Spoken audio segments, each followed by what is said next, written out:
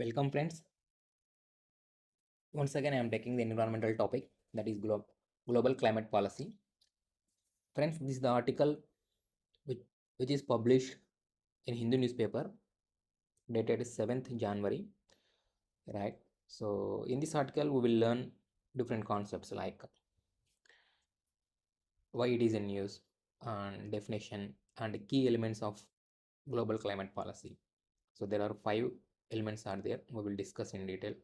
Later, we will see major global climate agreements, what are there, and important 3 agreements like UNFC Kyoto Protocol, Paris Agreement we will discuss, and current scenario. We will come to current scenario. And what are the advantages if we rethink the climate policy?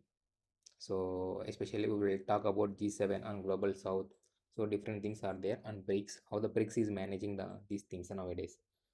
So in this scenario, we will discuss that one. After that, what are the challenges and government role, especially what is the India's role and the global response. Everything we will see. Got it? Yes. So finally, we will see the views and 3 views. Finally, we will come to the conclusion. So this is our agenda in this one. And before that one, let me share some disclaimer. So this is the regular disclaimer. And in this channel, we will discuss editorial from different newspapers. And this is the disclaimer, myself, who I am and what I am doing. And friends, if you like the content in this channel, you can directly subscribe our channel. Thank you so much. Right, so let me start the discussion. Yes.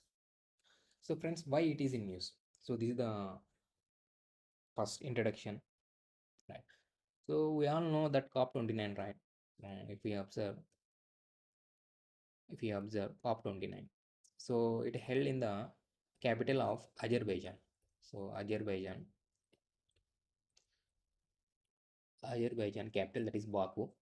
So it is a turning point, especially in the global climate policy. So because it is a dismantling the traditional division between donor countries. So donor countries means the financially rich countries, and the recipient countries means developing countries. So it is ending that traditional division between both donors and recipient. That is one important observation, especially with respect to the climate finance.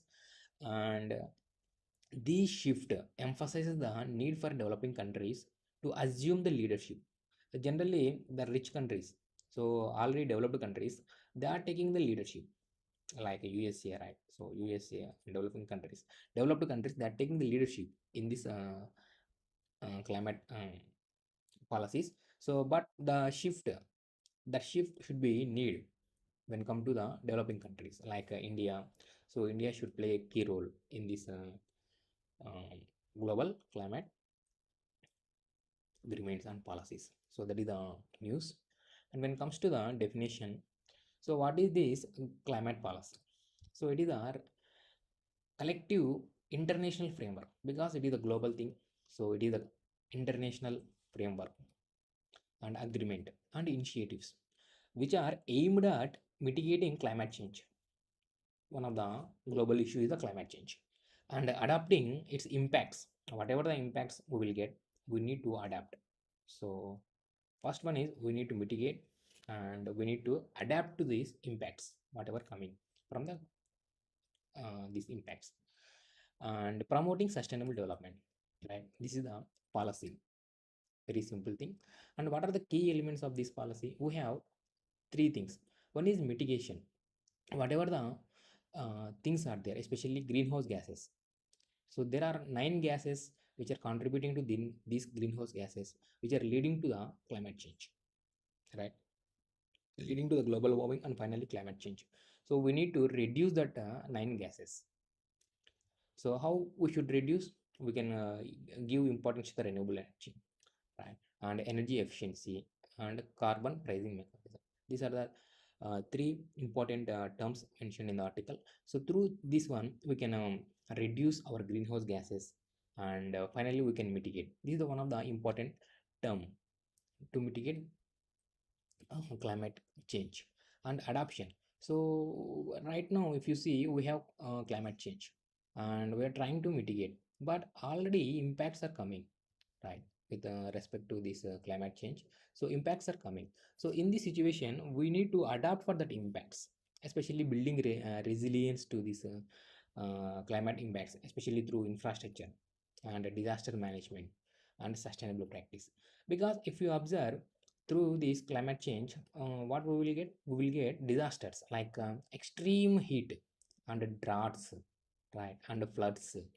So these are the extreme global events. We need to adapt by building resilient through infrastructure and sustainable practices. And third one is the finance.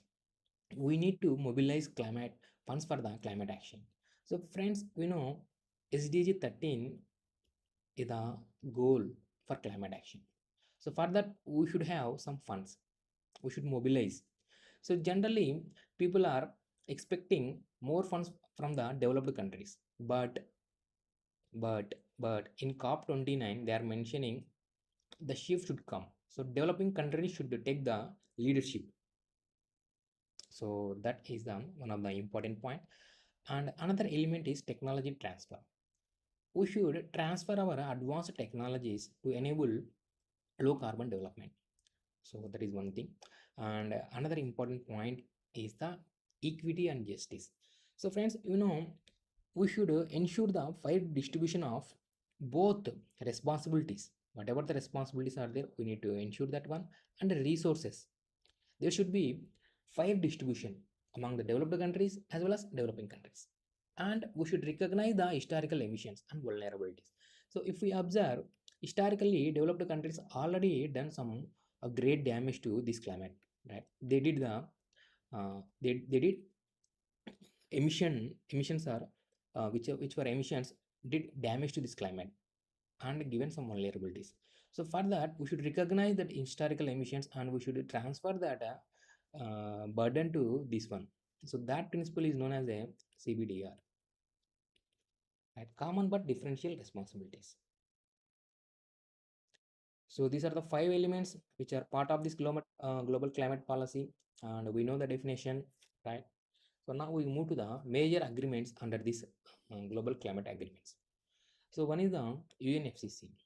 So it is adopted in 1992, and it is the main principle is the CBDR, common but differentiated responsibilities. Kyoto Protocol, everybody knows, right? So it is a legally binding emission reduction targets for developed countries. Friends, they are clearly mentioning legally binding for only developed countries, not for all countries. So in this one, that is one of the important key point. And they are introduced some mechanisms like CDM, clean development mechanisms are there. So under this one, we have different roles for development as well as developed countries. So you need to check that one. And the Paris Agreement is another important milestone in this global climate agreements. So here we need to limit the global warming below 2%, 2 degrees. And if it is possible, we can limit 1.5 degrees. And we have some NDCs, nationally determined contribution. It is totally depends upon the individual countries. It is not fixed on the all countries, but depends upon the country's capabilities. We can take that part. So these are overall things, main things. When it comes to the, this is the history, friends. We started in the 1992. Later we moved to the 1997 and 2015, and in 2024 we have COP29. So this is the current scenario. So here they are mentioning, they are telling about including the G7 countries is the optical illusion of financial support, right? So and the imbalance in global resource. So if you see, G7 countries are the developed countries, right? So if you include the countries and depending upon the financial support, it is the optical illusion. So that's why they are mentioning, and they are giving alternative solution in the article like BRICS. So we'll see that one also. So friends, if you see, as per the 7-day structure, in the third tier, we are moving to the positiveness. So what will be the advantages if we rethink climate policies? So if you have proper climate policy, so we can empower the developing countries like India. So we can encourage the global south countries. especially in sustainable development, energy and energy transition from coal to renewable energy. So that we need to shift the empowerment among the developing countries. And moreover, we can reduce the dependency in terms of financial and technological aid on developed countries like G7 countries. So that empowerment should come if you rethink the climate policy and focus on justice, friends. So if you see historically, right? So historically, developed countries did great damage, right? So we need to address that inequalities between in resource consumption and emissions between the developed and developing countries. So that is the one more advantage if we rethink our climate policy, and we should promote the fairer frameworks for the climate action. When it comes to another point, innovation in governments. So we should advocate and encourage the regional collaborations like BRICS to develop alternative sustainability forums. Right. These are the some of the positiveness with respect to this global climate policy. Now we will see in the structure we have challenges and issues. So global inequalities. So G7, friends, if you observe, G7 itself represent one-fifth of the global population. So one fifth of the global population. It means almost 20% of the world population, and they consumes lot of resources and they emit lot of emissions. So current framework fails to address urbanization role in emissions, which constitute three-fourths of the right global resource use. This is globally inequality that are existing in terms of consumption of resources and emissions. That we need to, that is the one of the challenge with respect to existing climate policy. And we have weak financial commitments. So G7 countries committed that they are going to give $300 billion by 2035, which is insufficient for the needs of the vulnerable nations. Trade restriction and carbon pricing exacerbate global inequalities. And fragmentation of efforts, lack of cohesive action undermines the effectiveness of climate treaties. It means some of the countries they are withdrawing, they are going outside from these global climate frameworks. So that is the fragmentation. There is no unity among the countries, and that's why developing countries facing the challenges both mitigation and adoption in their efforts. And if you see, we have ambition gaps like some of the Paris Agreement targets. There will be a lot of gap. And if you observe geopolitical tensions, we have conflicts. So we have Russia-Ukraine conflicts going on, right? So other conflicts are there. So economic rivalries like US and China, they are trying to impose, creating the trade war, right? So this is the direct war, this is the trade war, right? These are the geopolitical tensions are existed in our global countries. So these are the challenges broadly. And what are the solutions? So friends, if we come to solutions, we will talk about our Indian government initiatives as well as global countries initiatives. So our Indian government launched one of the beautiful program to reduce this global these greenhouse gases, that is International Solar Alliance, promoting the solar energy, that is the part of the renewable energy. And Indian government is advocating for the lifestyle for environment life, another beautiful program. And we have achieved significant progress in terms of renewable energy capacity, right? So that is good thing. And when it comes to NDC commitments, out of 3 commitments we have already achieved 2 commitments, right, before the target. And we give a new commitments, so that is reduce the emission intensity of GDP by 45% by 2030 and achieve 50% cumulative electric power from non-fossil fuels. Now India stands with respect to this one. So generally, India advocates for the in between like balanced approach, like new principles like sustainability centered and justice and equity, and balanced approach in terms of consumption as well as emissions. both consumption of resources and emission of emissions like greenhouse gases like that. And global proposals. So friends, this is the India stands. Now we will see for the global things, that is the establishment of the regional stability program under BRICS. So that should come, and limiting the UN climate negotiation to emissions review by G7 nations and financial grants for vulnerable countries, and promoting the multilateral institutions like WTO to align the sustainability goals. So broadly, friends, they are trying to give BRICS and World Trade Organization with respect to global solutions, and we have seen already India commitments. So as an aspirant, we should have the optimistic view. So here the shift come, the welcome shift towards global, empowering the global South countries and addressing the systematic inequities. It is a welcoming shift. And when it comes to critique, we need to ensure the gaps, especially fragmentation, one of the issue, right, and lack of enforceable commitments. That is the one thing. As a practical and realistic, we need to mention the balanced approach, regional interest as well as global responsibilities. Right. So I hope you have some clarity. And what is the way forward in conclusion? So right now the global climate policy, right? Global climate policy is at critical juncture. And the Baku conference,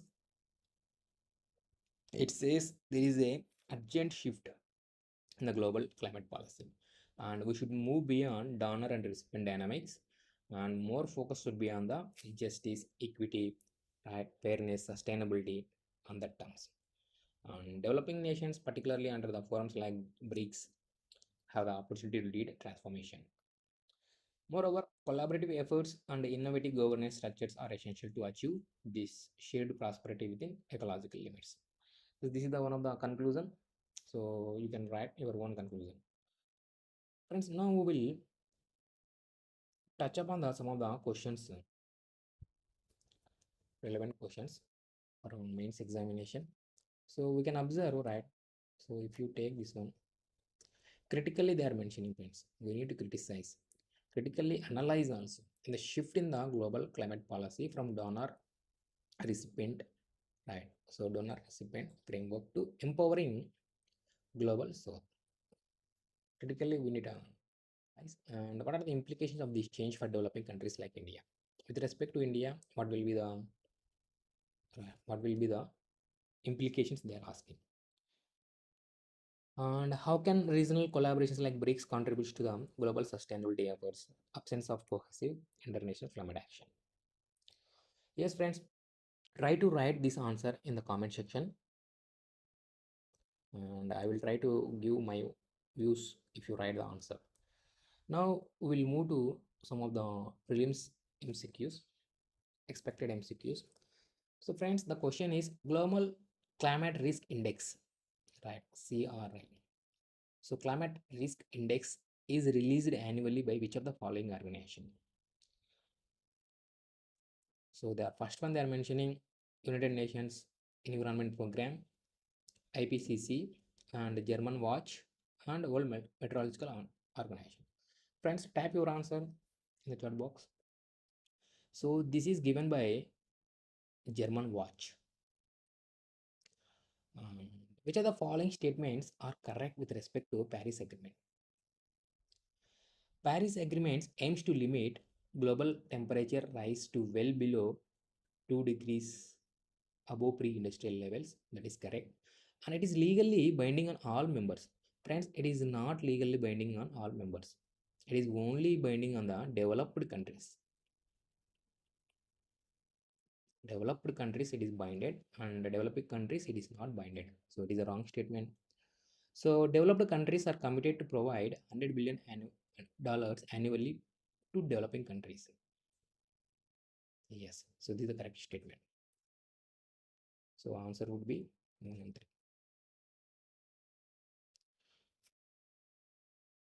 Yes. So which of the following principles under United Nations Framework Convention on Climate Change? So they are asking about the principles of UNFCCC. So 1992, right? So polluter pay principle, that is correct. And CBDR, so that is the foundation and backbone, and precautionary principle.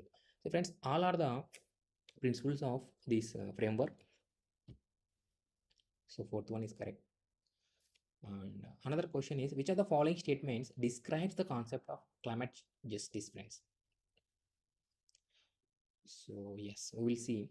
It refers to equitable distribution of climate finance. Yes, finance we should equally distribute among developed and developing countries.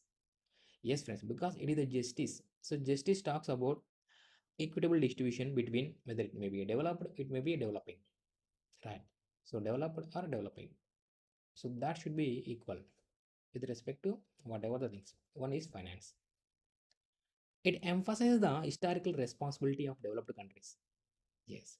So historically, we know historically developed countries did major damage to the climate when with respect to developed countries. So it talks about the emphasizes. So it is also correct. It advocates for the sustainable development while addressing social inequalities. So it is also correct. So friends, overall, all are correct. Right.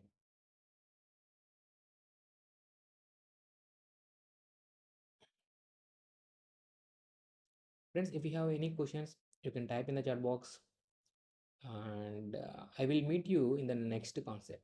I hope you have we have covered the this topic fully. So this is the article. So if you want to read the entire article, so you can go through today's editorial Hindu newspaper, and yeah, it covers it broad. It will not detail, it will not give entire gist as we discussed in the video, but we can get the some of the concepts. So how you are making in your memory and structuring in your memory, that makes the difference when it comes to other people. Yes, friends. So if you follow this 7 tier structure, definitely it will benefit you while reading the articles, and it connects the fundamentals as well as the current scenarios in the newspaper. So try to read in this format. So see you in the next video.